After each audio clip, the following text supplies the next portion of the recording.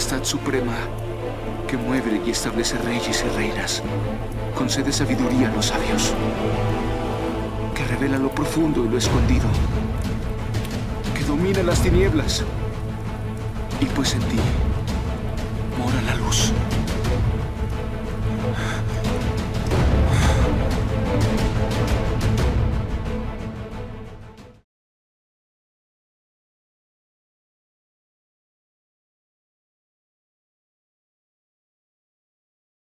Maranata, Cristo viene.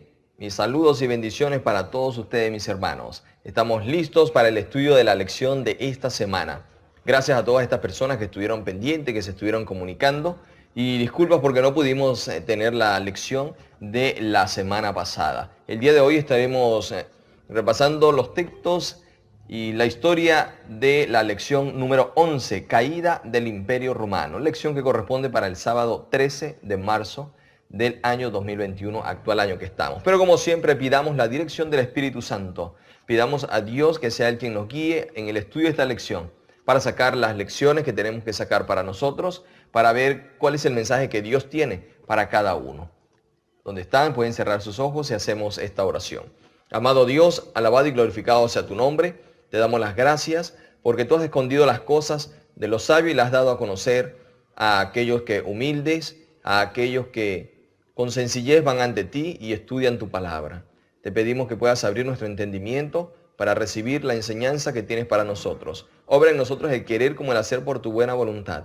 Perdona nuestros pecados y da consuelo y sanidad a todos aquellos que claman ante ti, a aquellos que lo necesitan. En el nombre de Jesús, amén. Muy bien, entramos a la introducción de esta lección. Es el texto de Daniel, capítulo 2, versículo 40-41, y dice: el cuarto reino será fuerte como el hierro, y lo que viste de los pies y los dedos, en parte de arcilla de alfarero y en parte de hierro, el reino será dividido. Esa es la razón por la cual desde el pasado tantos hombres quisieron conseguir la unidad, formar un gran imperio mundial, y no lo pudieron lograr. Lo intentaron a través de alianzas matrimoniales, lo intentaron a través de la fuerza, formando grandes imperios, pero lamentablemente, lamentable y acertadamente, fueron destruidos. No lograron por alguna razón formar ese gran imperio, porque ya la palabra de Dios había dicho que esos imperios en parte estarían formados por fuerza de hierro, pero por la debilidad, la fragilidad del barro, que no pueden unirse, no se cohesionan. Por lo tanto, estos imperios no se lograrían formar en su totalidad, no permanecerían, porque dice la palabra de Dios, no se unirán. Y cualquier imperio que esté intentando formarse en estos momentos, a menos que Dios se los haya permitido, como en el caso de un nuevo orden mundial, pero del resto, todo otro imperio que quiera formarse, que quiera formar cualquier persona, no se va a poder, porque dice Dios, no se va a unir, no se van a unir. Pasamos a la primera pregunta dentro del subtítulo primero, el príncipe de paz y el imperio romano. Dice la primera pregunta: ¿qué hermosas promesas expresaron los ángeles a los pastores cuando Jesús, el príncipe de paz, nació? ¿Y qué condición extraña existía en aquel tiempo? Bueno, en primer lugar, antes de dar respuesta a la pregunta, vamos a entrar en ese contexto. Jesús acaba de nacer, lo vimos en la lección pasada, Jesús ha nacido, los pastores estaban afuera, eran los únicos que hasta ese momento aparentemente en la ciudad los estaban esperando. Los pastores van al aviso de los ángeles, van a ver al niño, le rinden homenaje, y en ese momento encuentran al niño envuelto en pañales. Estamos hablando de un momento que no solo estaba llevándose a cabo un empadronamiento, sino que estamos en el contexto de las fiestas judías. Esto ocurrió en la fiesta de las cabañas, por eso todo estaba también lleno y había gente que acampaba en las afueras, como en el caso de María y José, que claro, obligado por las circunstancias, les correspondió estar en ese establo, en esa cabaña, y allí encontraron al niño. Allí lo visitaron estos pastores, y luego, tiempo después, nos dice el libro de Lucas, fue visitado por los reyes del Oriente, que en algunas versiones se les llama magos, pero eran hombres estudiados, filósofos y astrónomos. Esto le visitaron cuando ya no estaban en el establo, ya más adelante, cuando ellos estaban en una casa, se habían quedado a vivir en el lugar. Ahora sí nos dice, qué hermosa promesa expresaron los ángeles a los pastores cuando nació Jesús. Los ángeles les dan, en unas palabras les dan la promesa. Los ángeles les dicen shalom, les dicen paz. Paz significa que es el deseo de que la salud, la prosperidad, el bienestar, todas las cosas buenas sean con ustedes. Es lo primero que le dicen los ángeles después de alabar a Dios. Buena voluntad para con los hombres. Entonces este era el deseo que los ángeles expresaban para los seres humanos, a la par que también le decían que la buena voluntad de Dios, es decir, la gracia de Dios se estaba mostrando con los hombres, es decir, con la persona de Jesucristo. Ahora, ¿qué condición extraña existía en aquel tiempo? En aquel tiempo había una condición que era, aunque estábamos bajo el periodo de Roma, pero Roma había conquistado el imperio que antes habían tenido los griegos, pero a la par Roma fue conquistada por los griegos. ¿Cómo así? En ejército, en personas, en política dominaba el imperio romano. Pero, paradójicamente, Roma fue conquistada por Grecia en cuanto a la cultura helénica. Se usaba el idioma que se usaba en esos días, era el griego. No se usaba el latín, que era el idioma de los romanos, se usaba el idioma griego a nivel, podríamos decir, mundial en aquel tiempo. En la mayoría de los países donde estaba esparcido el pueblo de Dios, que tenían que ver con el pueblo de Dios y hasta donde Roma había llegado.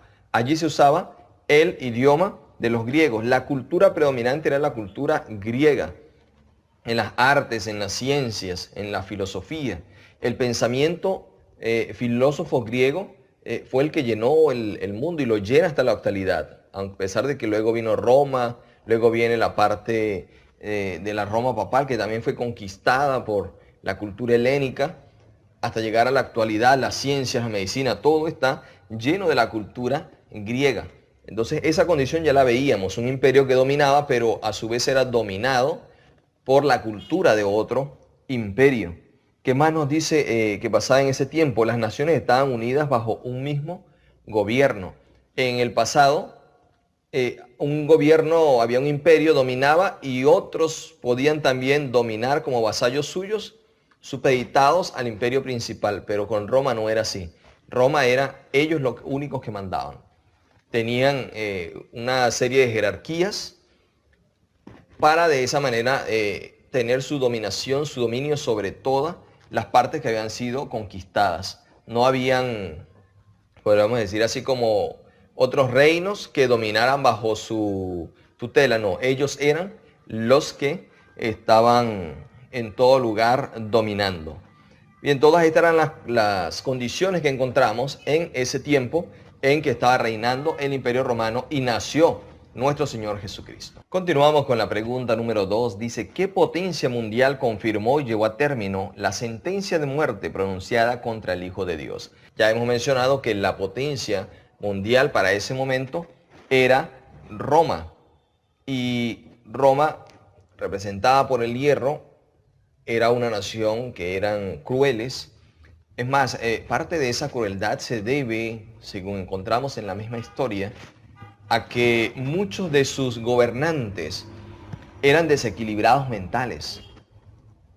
Son personas que nunca debieron estar en el poder porque no estaban facultados mentalmente para ejercer esas funciones. Por lo tanto, eran déspotas, eran crueles, eran asesinos, mataban hasta la familia, todo. Era una locura completamente. Pues bueno, lamentablemente el poder casi siempre en la tierra lo tiene quien no debería tenerlo. Y lo vemos aún en la actualidad. Esa potencia entonces es Roma quien dio aquella sentencia. Y veamos la crueldad con que trataron a Jesús. A pesar de que reconocían que era inocente, porque Pilato reconoce en primera instancia de una vez que es inocente. Luego lo envía a su superior y aquel también reconoce que es inocente y se lo manda de regreso. Le dice, no, ve tú qué haces, pero el hombre es inocente. Luego Pilato lo vuelve a ver, lo interroga, le pregunta y dice, es inocente. Y a pesar de que reconocen que es inocente, lo azotaron en un par de ocasiones. Pero cada línea de azotes, cada grupo de azotes incluía unos 50 azotes cada sesión. Luego de eso nos dice que lo desnudaron y le pusieron un manto escarlata, es decir, en un cuerpo lacerado, en un cuerpo herido, magullado, le colocan encima un manto, la sangre ahora se pega a aquella tela. Y dice que luego entonces le arrancaron aquel manto. Ese cuerpo herido, ahora imagínense que con crueldad le quitan aquello. ¿Cómo sería el dolor? Y aparte que se abre nuevamente las heridas y comienza nuevamente la hemorragia, la pérdida de sangre. Luego dice también que le colocaron una corona de espinas. Le pusieron una caña al principio así para burlarse de él y decirle que era como un rey. Luego tomaron la caña y le golpeaban la cabeza para que se enterraran más aquellas espinas. Lo hincaran y salía también la sangre de su cabeza y por supuesto le causaba gran dolor aquellas heridas. Lo golpearon, lo abofetearon, lo escupieron, se burlaron de él y luego de eso, al quitarle la ropa, lo sacaron para la ropa que era aparentemente de rey. Al quitarle esa ropa, entonces lo sacan para llevarlo a crucificarlo. El proceso de crucifixión en otras oportunidades hemos descrito cómo es ese proceso. Pero bueno, lo cierto es que no era solo los clavos, no, era todas las consecuencias que ahora venían sobre el cuerpo una vez que la persona era crucificada, hasta llevarlo a la asfixia, a la parálisis y tantas otras complicaciones que se presentaban en ese momento. Entonces, a través de Pilato, quien era allí el representante de Roma, se confirmó y se llevó a término la sentencia de muerte sobre Jesús, que primariamente aprobaron y llevaron a cabo, o querían llevar a cabo los judíos, pero hacía falta el instrumento legal para que se pudiese concretar aquella muerte. Por lo tanto, aquellos judíos van al apoyo del gobernador Poncio Pilato y hacen que él firme aquella sentencia. El hombre, por cuidar el puesto, por cuidar el honor, por cuidar la reputación ante los judíos, para no quedar mal con la clase dominante político-religiosa, accede a su pedido y condena a nuestro Señor Jesús. El crimen de Pilato y sus consecuencias. Avanzamos a la tercera pregunta. Nos dice, ¿qué hizo el cielo para proteger a Pilato de la enorme culpa que acarrearía sobre sí al condenar injustamente a Jesús? La subpregunta, ¿cómo finalizó la carrera y vida de Pilato? Bueno, el cielo muestra su amor para con todo. Dios muestra su amor para con todo, su gracia, incluso con el impío Pilato. Y le intenta en este momento detener de lo que él iba a realizar.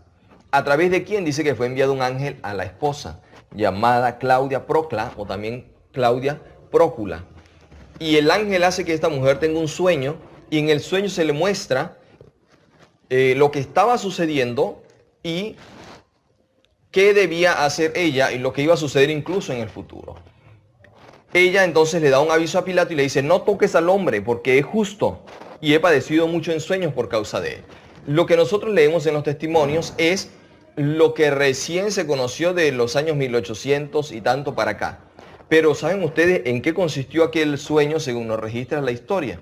La historia nos dice que ella estaba durmiendo y en ese momento estaba ajena a lo que estaba pasando allá afuera. Ella no sabía que tenían a Jesús, que querían que Pilato lo sentenciara a muerte. Ella no sabía eso. Ella está durmiendo, no conoce lo que está pasando y en ese momento ella comienza a tener una serie de sueños que en el momento no los entiende. Y ella ve ve un cordero asediado por lobos que intentan herirlo, que intentan dañarlo. Y luego veía también un león asediado por búfalos.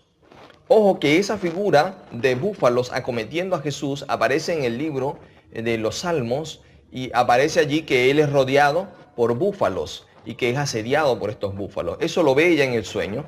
Ve un león, pero con una apariencia, un león pero con cara humana, una apariencia humana, asediado por búfalos que quieren dañarlo. Este cordero león, ella no entiende qué es, ni quién es, ni qué intentan hacer. Y a través de esta y quizá otra figura, Dios le hizo entender muchas cosas. Entonces ella dice que sale, y cuando sale escucha alboroto, escucha que algo está pasando, se dirige hacia el lugar, sabe que Pilato entonces está ocupado, si hay alborotos, él está ocupado en algo. Y cuando observa, ve el rostro de Jesús y reconoce en ese rostro a la persona a quien había visto ahora en una figura como cordero, y que había visto en esa figura también como león, asediado por búfalos, asediado por lobos. Y se da cuenta de que aquella muchedumbre, especialmente liderada por aquellos sacerdotes que intentaban acusar a Jesús y decían es digno de muerte, estos eran, los reconoce como aquellos búfalos, como aquellos lobos que intentaban matar a aquel cordero y a aquel león. Asociando ahora los sueños que había tenido con lo que está viendo en la realidad, le manda ese mensaje a su esposo: este hombre es justo, no te metas en eso, no lo vayas a condenar, porque he padecido mucho en sueños por causa de él. El resto de la historia lo conocemos, usted lo encuentra en los testimonios, dice que le fue mostrado todo lo que Jesucristo estaba pasando, y también cómo él una vez ya no sería ese cordero sufriente, ese cordero asediado, sino que se convertiría en otro momento, ya no iba a estar allí como ese Cristo sufriente, sino que iba a aparecer nuevamente en una segunda venida como Rey de Reyes y Señor de Señores. Pilato lamentablemente no escucha a su mujer, intentó sí de una u otra manera, pero no fue firme. El problema cuando no somos firmes, nos dejamos llevar más por el qué dirán, por lo que hacen o dicen los demás, y por congraciarse con los judíos, termina intentando él hacer algo bueno, terminó haciendo la peor. Termina liberando a Barrabás y condenando a Jesús. Se lava las manos como diciendo no tengo que ver, pero con su autorización es que Jesús pudo ser llevado a la cruz. Así que sí tuvo que ver. ¿Cómo finalizó la carrera y vida de Pilato? Él amaba el poder, amaba poder estar en autoridad. Y por cuidar su poder, su autoridad, terminó condenando a Jesús. ¿Cuál fue el resultado? Él siguió cometiendo atrocidades. Era un hombre, como le digo, los romanos a veces fueron muy atroces. Cometió distintas atrocidades. En el año 35 mató un grupo de samaritanos. Por lo tanto, es citado por el emperador Calígula a que diera razón de por qué había matado a aquellos samaritanos. Seguro le llegó la información a Calígula, alguien lo acusó, a Pilatos. Y Calígula, que también era un desequilibrado mental, Calígula que tampoco tenía muy buen registro, pero era el emperador, y mandó a Pilato que compareciera en Roma para dar respuesta de lo que había hecho. Recién en el año 37 Pilato va llegando a Roma, le despojan de sus cargos, le despojan de sus poderes políticos que hasta ese entonces había tenido, y viéndose privado de todo eso, nos dice que con un cuchillo se suicidó, se quitó la vida y pasó al olvido, que ni siquiera se sabe exactamente el sitio donde sería colocado. Dicen que fue colocado en un sitio, luego allí lo llevaron a otro y al final no se sabe exactamente dónde quedaron sus restos. Ese fue el triste final de Pilato, porque no obedeció la voz de Dios, no obedeció la gracia que Dios le mostró con aquel sueño de la esposa. Y según la tradición, la esposa dicen que sí se convirtió. Hay otra tradición que dice que él también se convirtió y luego fue un mártir, pero no es verificable, simplemente es tradición. Pero la iglesia ortodoxa griega y la etíope dicen que Claudia sí se llegó a convertir. Y para ellos la tienen a ella considerada como santa de la iglesia. Y hay un día inclusive en que veneran, así como se veneran otros santos, donde veneran a Claudia, porque dicen que después de ella recibir esa revelación, ella no volvió a ser la misma, ella sí transformó su vida. Bueno, si fue así o no, no lo sabemos, pero lo importante es que Dios también nos dice hoy a nosotros que debemos desechar honores, puestos, lo que el hombre y el mundo nos pueda ofrecer, y debemos seguir a Cristo. Si no lo hacemos, eso va a ser nuestra perdición. Hay que dejarlo todo por seguir a Jesús. Y Jesús nos va a mostrar qué es lo que nosotros debemos dejar. Principalmente hay que dejar el pecado. Pero también hay otras cosas que quizás no son pecado, pero son obstáculos para llegar a Dios o para mantener esa buena comunicación con Dios. Por lo tanto, Él nos dirá que debemos dejar.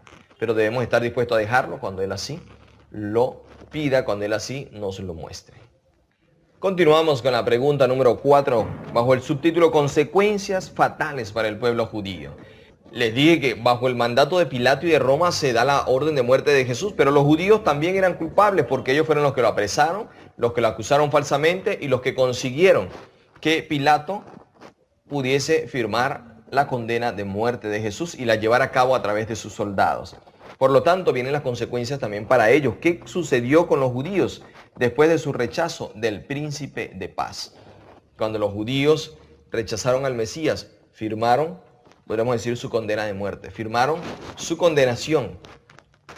¿Y qué sucedió? Pasaron algunos años, las cosas parece que seguían normales, como si no pasara nada, como si siguieran siendo muy favorecidos por Dios. Pero ya Jesús mismo había dado también profecías. Y estas se cumplieron específicamente en el año 70, cuando después de varios años de estar rodeados por ejércitos de Roma, ellos pudieron romper las murallas, entrar a la ciudad, atacarlo y destruirlos. Atacaron, fueron atacados, fueron destruidos. No quedó nadie en aquel momento en la ciudad. Al paso de los años, algunos regresaron. Luego viene otra destrucción nuevamente de la ciudad y fueron dispersados a todas partes los judíos.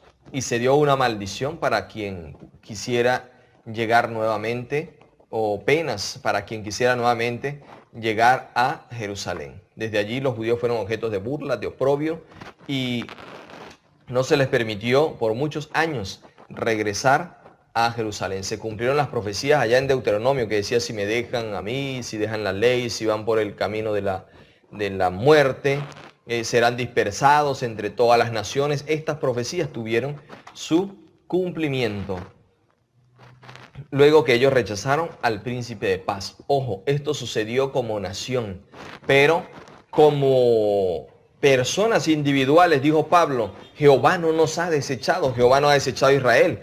Las promesas, el pacto, la ley, las escrituras vienen de los judíos. El Mesías vino de judíos y entre judíos, claro, para toda la humanidad. Y Jehová ha elegido otro pueblo, los gentiles, dice Pablo, pero para ver si nos mueve a celo a los judíos. Y los judíos, viendo ahora que hasta los gentiles están siendo salvos, entonces también acepten al Mesías, acepten a Jesús como el Mesías y sean salvos. Ellos han sido injertados en el olivo. Los gentiles han sido injertados en el olivo original, donde estuvieron las ramas judías que fueron desgarradas. Pero los judíos también pueden nuevamente ser reinjertados al árbol original. Esto es lo que Pablo nos dice acerca de los judíos. Así que ese antisemitismo que muchas veces hay, que existió desde el pasado, desde los inicios de la iglesia cristiana, y que muchas veces sigue en la actualidad, debe ser puesto a un lado, porque Pablo nos dice claramente esto, y Jesucristo también, cuando nos dice, ya no hay judío, ya no hay griego, o sea, todo aquel que quiera venir, sea judío, toda esa persona es aceptada, es injertada en el olivo original, porque Jesús, que es el olivo, Jesús, que es la fuente principal, que es el tronco, a todos está dispuesto a aceptar. Vamos a la pregunta número 5, bajo el subtítulo Persecución de los cristianos. Desde el tiempo de Nerón, un emperador romano, ¿cómo trató Roma a los seguidores de Jesús? Al principio no hubo mucha oposición de parte de Roma en contra del cristianismo, porque los cristianos no eran considerados un grupo religioso separado de los judíos. Para ellos era parte del judaísmo y el judaísmo era tolerado dentro del mundo romano. Pero luego comienza a haber una diferenciación entre judíos y cristianos. Básicamente porque los judíos no se dedicaban a buscar nuevos prosélitos, a expandir sus creencias, su doctrina, y que los romanos debían abandonar las de ellos. Porque el judío más que todo seguía esas costumbres para sí y su familia. Pero el cristianismo sí estaba lleno de un vivo deseo de transformar el mundo, que el mismo Pablo dice, desde un punto hasta el otro no quedó nada que no hubiese sido predicado. Todo el mundo está siendo trastornado por la predicación. Entonces hubo un momento en que el cristianismo comenzó a crecer tanto, las personas en el imperio comenzaron a transformarse, a ser trastornadas positivamente por el evangelio, pero comenzaron a llegar quejas incluso a los mandantes, a César, a los césares, a los que estuvieran en ese momento en el poder, porque el número de gente que compraba las ofrendas sacrificadas a los ídolos había disminuido. El número de asistentes a los templos había disminuido. Y es más, muchas veces dentro de las mismas cortes de los reyes, de los emperadores, estaban muchos seguidores del evangelio, del camino, como se les conocía en aquel entonces. Muchos cristianos. Por lo tanto, Roma, dándose cuenta de que están siendo despojados de su identidad, porque les hemos dicho en otro, cuando hablamos de la estatua, de que cada uno de estos reinos imponía también su identidad religiosa. Cuando Roma se da cuenta de que su identidad religiosa está siendo dominada por el cristianismo, comienza entonces a perseguir al cristianismo. Ahora, ¿cómo los trató? En primer lugar, se les injurió. Se comenzaron a inventar las mentiras más atroces en contra del cristianismo. Y bajo esos pretextos se les persiguió. Por ejemplo, como entre ellos todos se llamaban hermanos, se comía la sangre, se bebía la sangre de Jesús y se comía el cuerpo de Cristo, pan y vino. Comenzaron a surgir una serie de inventos, de injurios en contra de ellos, diciendo, no, ellos toman a un niño, ahí como hablaban de aquel que se encarnó y llegó a ser el niño Jesús, ellos toman a un niño, mire todo lo que inventaron, lo que tramaron en contra de ellos. Muchas veces estas fueron las acusaciones que usaron. Ellos tienen a un niño, toman a un niño pequeño, lo matan y luego se beben la sangre. Cuando ellos se reúnen, se beben la sangre de ese niño. Se comen la sangre de ese niño. Se comen el cuerpo del niño. Y después de eso, cometen orgías entre hermanos, llegando a practicar las cosas más bajas, porque entre hermanos mantienen relaciones. Y en aquel entonces se daban el ósculo santo, hombres con mujeres. Y entonces esto fue tomado por ellos para decir que los cristianos eran inmorales. También habían hermanas que lavaban los pies de los santos, lo encuentra usted en las epístolas. Y decían, no, mire, esos son inmorales, las hermanas con los hermanos, hasta familias se agarran, tienen relaciones unos con otros.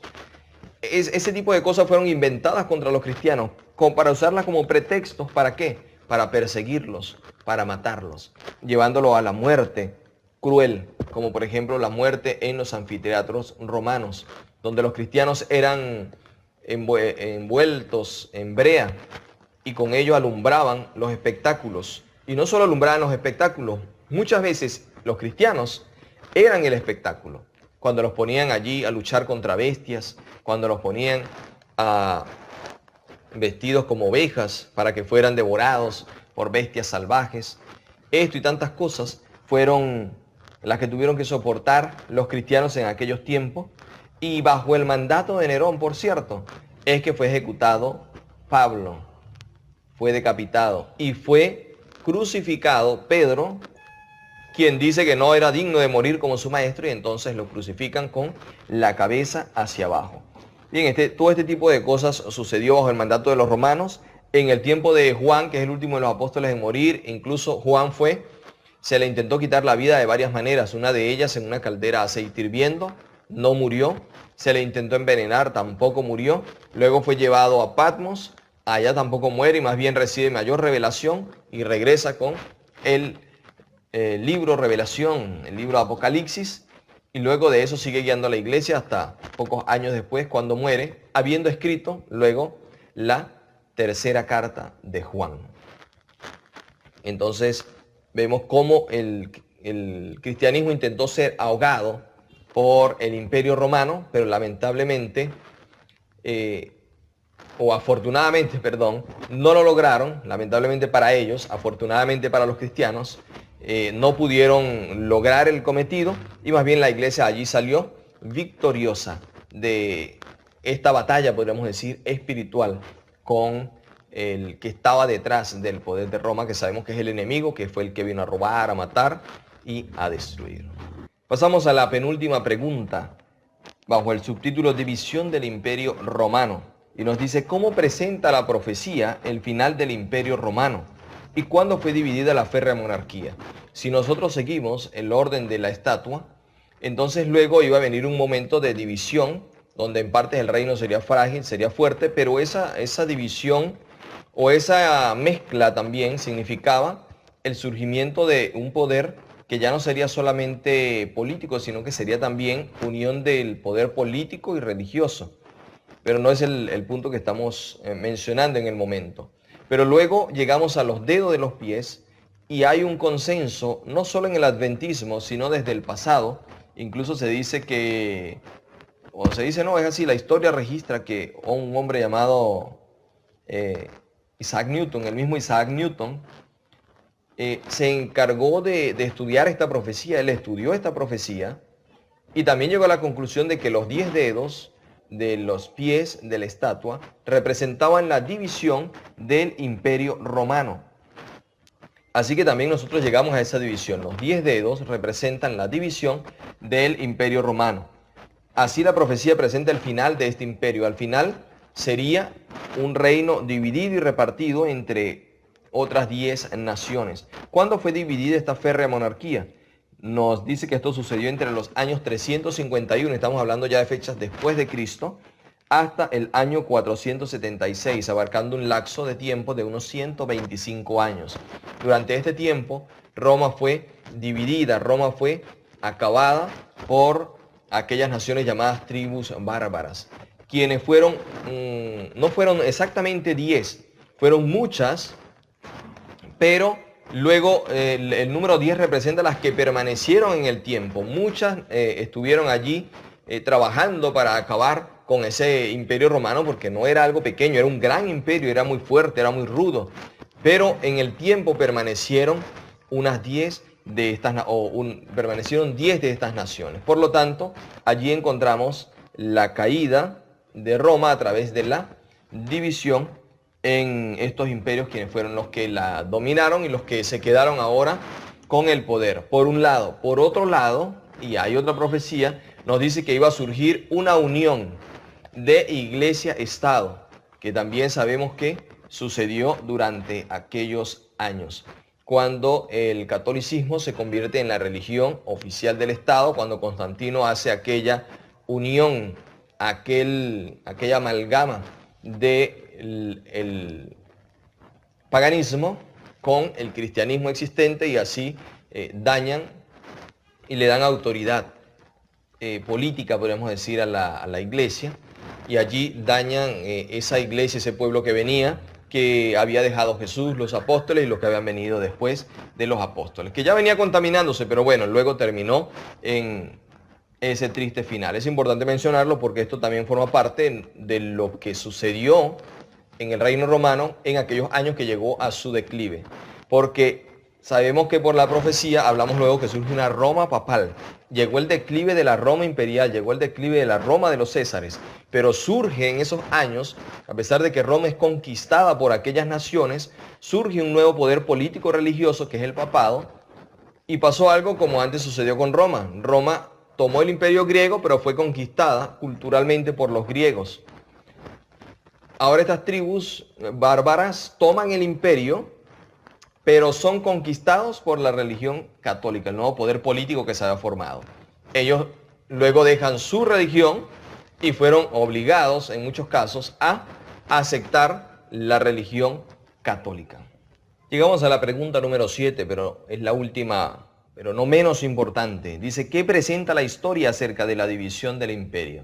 La historia nos dice que el reino de los romanos fue dividido entre este grupo de naciones que al final, como les digo, permanecieron 10. Y si vamos más allá en la historia, no permanecieron 10. Al final lograron permanecer como naciones 7 de ellas solamente, porque se levanta ese cuerno pequeño que les dije que es el papado e iba a derribar 7 para ellos poder colocar ahora su férreo dominio, ahora esa Roma papal. Pero en su momento, esas 10 naciones, esos 10 pueblos fueron los hunos, ostrogodos. Ojo, colocamos, aquí dice los hunos porque lo escribe Urias Smith, quien fue, podríamos decir, el teólogo de la iglesia, en su libro acerca del Apocalipsis. Pero en 1888, y quiero que recuerden esta fecha, en el Congreso de Minneapolis, el hermano A.T. Jones, Alonzo Jones, nos mostró material y evidencia histórica de que los alamanes y no los hunos eran los que ocupaban ese lugar. Urias Smith al final no pudo mantener o mostrar mayor evidencia de que los hunos fueron los que ocupaban este lugar desmembrando el imperio romano, y dijo que se había dejado llevar por la tradición de los mileristas, que ellos así lo habían mencionado. Pero en 1888 se estableció que eran los hunos en lugar de, que eran los alamanes en lugar de los hunos.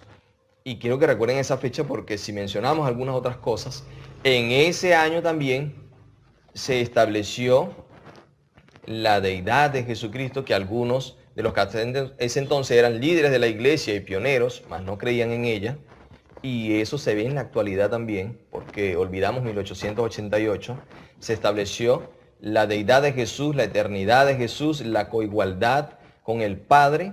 Desde la eternidad se estableció que creemos en una divinidad donde existen varias personas, específicamente tres. Se estableció la justificación por la fe verdadera, no la que hoy muchos hablan, donde hablan es de una justificación por la fe allá igual a la de los protestantes, el protestantismo apóstata, no. La verdadera justificación por la fe, que es la justificación por la fe que Dios le mostró a Jones, a Waggoner, y que fue secundada por hermanas Weiss. Justificación por la fe verdadera, bíblica y con pruebas del espíritu de profecía, no la del protestantismo apóstata. Son diferentes, no son iguales.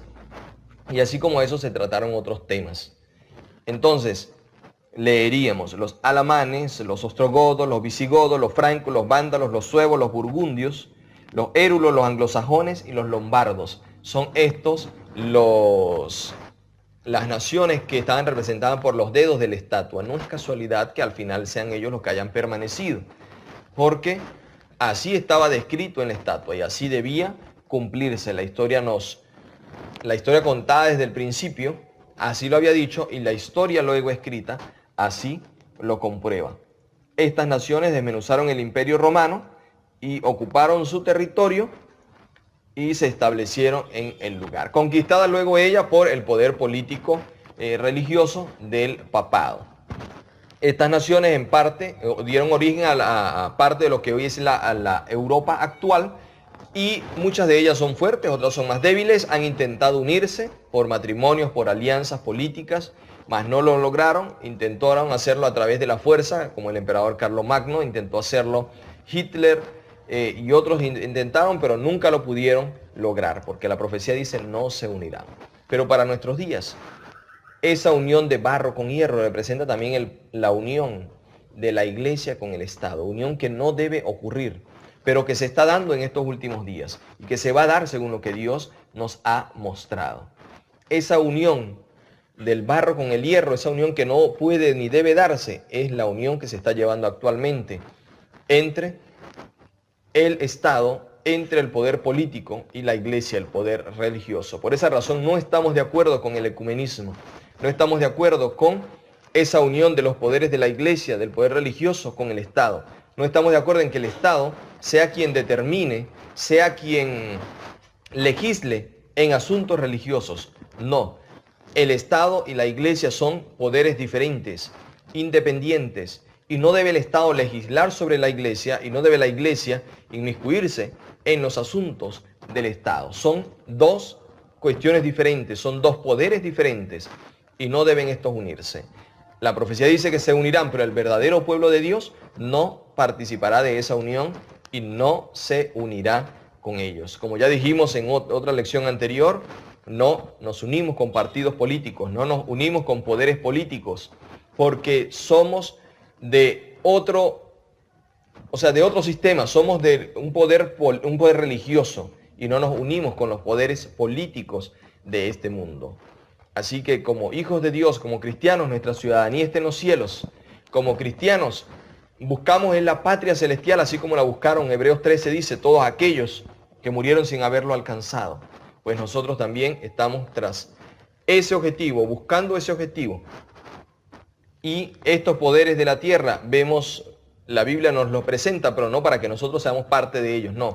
Porque Dios quiere que en medio de todo esto seamos del pueblo que luego se levantará y gobernará con el Señor una vez que venga la piedra que es Jesús y comience el reino de Dios y de su Cristo. Ese es el reino al cual pertenece el pueblo de Dios. No a ninguno de los reinos que están descritos en la estatua. Reino de este mundo que desaparecerán todos. El Señor nos ayude para que podamos hacer los preparativos para pertenecer a ese verdadero reino, el reino eterno, que por cierto, esa es la lección que vamos a estudiar la próxima semana, el reino eterno, a la que también les invito de antemano. Dios les bendiga. Recuerden que pueden también dar su opinión, pueden suscribirse, pueden compartirlo para que también otros amigos, familiares puedan estar recibiendo esto. Hay personas que no son de la iglesia que están viendo este estudio de la lección, así que muchos saludos, bendiciones para todos y que esto sea, la palabra de Dios sea de bendición, sea ese pan que nos alimente a todos espiritualmente. Oramos y nos despedimos. Amado Dios, alabado y glorificado sea tu nombre. Gracias porque nos muestras a través de tu palabra que tú eres quien conduce los destinos de este mundo. Tú colocas reyes, tú quitas reyes. Tú eres quien al final tiene la última palabra en todas las cosas. En medio de este mundo has dejado un pueblo y ese pueblo va a ser siempre protegido y dirigido solamente por ti. Aunque el enemigo quiera, aunque el enemigo intente destruir, no lo logrará, porque tú eres quien en verdad tiene el control sobre todas las cosas. Toma el control de nuestras vidas, toma el control de nuestras mentes, toma el control de nuestros planes y que todo pueda ser realizado solamente para tu gloria y todo pueda ser realizado solamente bajo tu dirección y para tu gloria, repito. Todo esto lo pedimos y agradecemos en el nombre de Jesús. A Él sea la gloria y honra por los siglos de los siglos. Amén y amén. Despedidos hasta la próxima lección que estaremos estudiando y también compartiendo por este mismo canal. Dios les bendiga.